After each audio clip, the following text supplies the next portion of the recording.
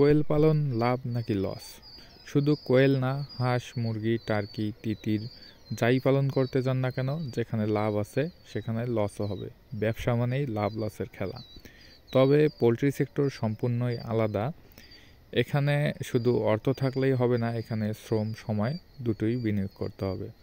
আর সবথেকে বড় কথা হচ্ছে এখানে অভিজ্ঞতার খেলা। একজন খামারি যত দক্ষ হবে, তার যত অভিজ্ঞতা থাকবে, তার উপর ভিত্তি করবে সে কী পরিমাণ খামারে লাভ করতে পারবে বা খামারটাকে কত দূর পর্যন্ত নিয়ে যেতে পারবে।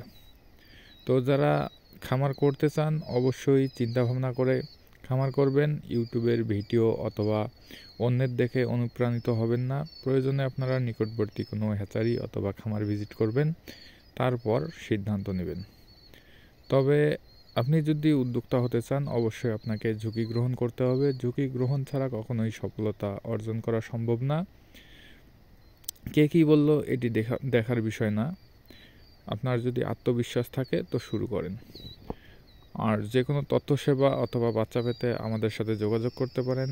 আমাদের ঠিকানা রংপুর ডাক farm and hatchery, Mohammad Khan Purbapara, ৮ নং ওয়ার্ড, রংপুর। ধন্যবাদ।